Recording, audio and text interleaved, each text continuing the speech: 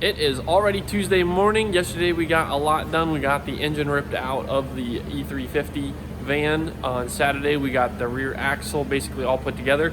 I believe UPS just showed up front and they dropped off the 30 spline axles that we are waiting for. Yesterday evening, spent the time, got this guy all cleaned up, the broken intake manifold pulled off, power washed it, put some Alumabrite on it, and really took away a lot of that corrosion that was on there. Went ahead and grabbed some Scotch-Brite and Scotch-Brited those guys, so we should have some good clean contact with the gaskets. The guys over at Cleveland Power and Performance hooked us up with a replacement intake, and now I am a king and Esquire and a medical doctor. So we're gonna see if I can use any of those skills on getting this 7.3 liter shoved down into Lawless today. Guys are gonna get this cab taken care of with a few of the good parts that are still in it out, and then we're gonna go ahead and scrap that. We've got our 6R80 here up on the table, getting a new filter put in it, new fluids, and then it will be bolted up to the Godzilla.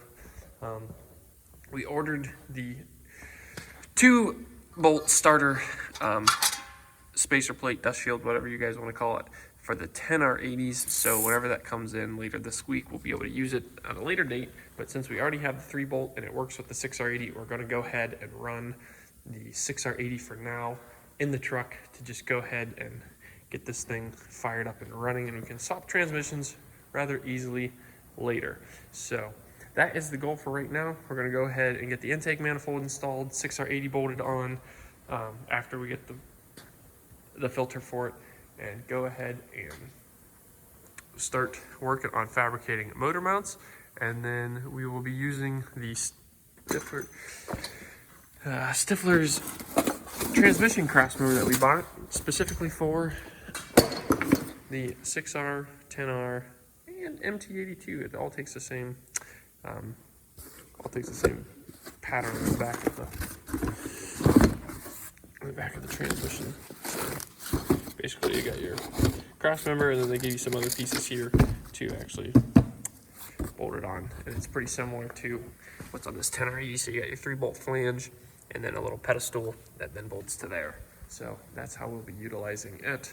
And you can see upside down over here, but 6R80, same bolt pattern. So useful information. And with these transmissions, the MT82, the 6R80, and the 10R80, all relatively similar lengths, I do believe that we should be able to utilize a single drive shaft for all of the transmissions. So right across the street, guys, CM Liners, they're going to build us some custom drive shafts because they always do. And basically, we need about an inch and a half of play between the transmissions. So a slip joint in the drive shaft should do us just fine.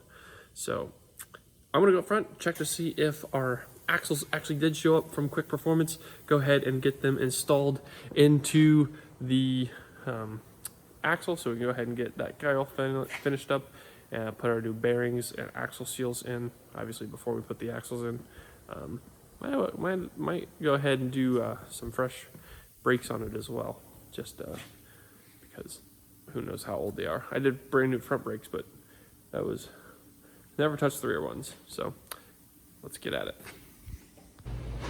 It's lunchtime here. We got the new axle bearings and seals put in on both sides. As I thought, Mosier or Quick Performance showed up with the new 30 spline axles, and not sure what is in that little package from Quick Performance, but we will see. So those guys need slid in. We've got the 6R80 bolted up to the Godzilla. So we are ready to go ahead and get it dropped into the C10 and start working on some motor mount fabrication, see where we're at there. So let's go ahead and get this guy lowered down, hood popped off of it, and go ahead and work on some fabrication.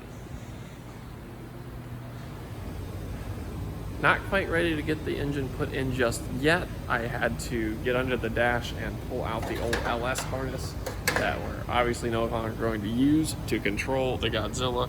So we got the harness out. Basically, it is just a few more wires here to clean up and kind of tidy up out of the way so we can get the Godzilla set down in, and then just start fabricating some mounts to our existing LS swap mounts from Transnap. Got those nice shiny brake lines we already put on, so we don't gotta worry about brakes going out. Just a little bit more, and we're gonna go ahead and start doing some test fitting. The world is going to burn. We've got the 6R80 all bolted up, getting ready to go ahead and get the mounts put on the side so we can get some fabrication going on. Luke is over here helping me drop the engine down into the trans tunnel here so we can slip it all down in. We are definitely going to need to get this one wire unhooked from around the one bracket on the transmission. But should have this thing most of the way slid down into place. We got header flanges on the way so we can get some headers made for it. Should be real easy. That Alumibrite really did clean up the one side of the block pretty well, but this side still kind of scuzzy. No big deal. It's not going to matter when we're gapping LS swaps. So we're going to go ahead and work on get this guy slid down in there.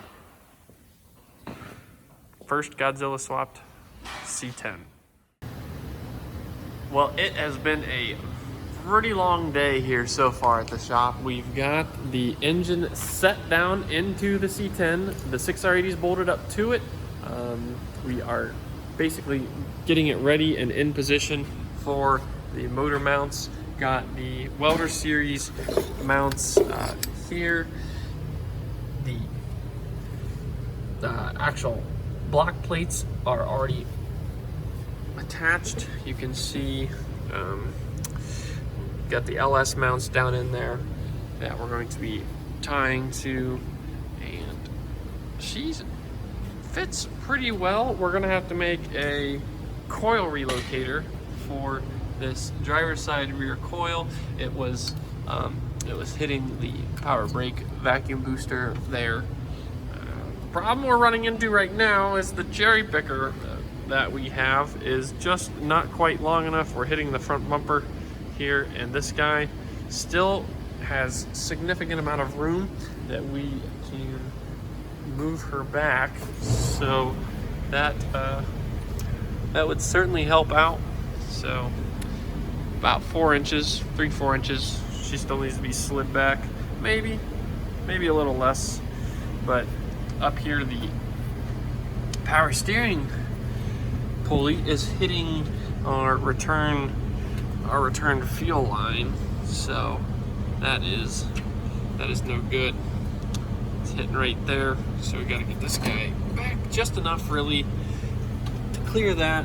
So maybe 2 inches, maybe an inch, 2 inches back would be fine, and that'll still give us enough room on the plates here to make tabs that go down and mount our oil pan. Has clearance. This motor has to be taller than an LS because we can basically sit it on the oil pan on the engine cross member, and the coils just did not fit on that side. With the LQ4 in here, it was no issue at all. So I can't imagine the pan is that much deeper at the top because it's pretty shallow along the front. I mean, it is not that deep at all. But it's in there for now. We've got the 6R80 tucked down in the back. You can't really see it because it's dark, but there goes all of the mounts. So 6R80's back there, sitting on some blocks of wood so we can get her all lined up. It'll be about 2.5 degrees lean back with the mounts. And that is basically it for today. Don't really think I want to have a whole lot of time the rest of this evening to get on there, but might have to run up the summit and grab a little bit bigger of a cherry picker because this guy's just not quite big enough. But it's It's in there. We have a Godzilla swapped into the C10. Pretty wild. Once we get it bolted in, it's really not a whole lot of work because we got the control pack over there already. It's just plumbing it up. We went ahead and ripped out you saw earlier, we went ahead and ripped out the LS wiring. So I mean, this truck's already been swapped. We did get our Mast Motorsports header flanges in, so we got those guys.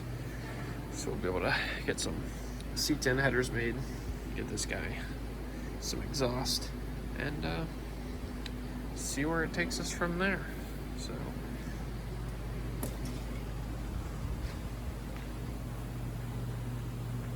we'll be back at it tomorrow and see what fun we can have by the end of the week.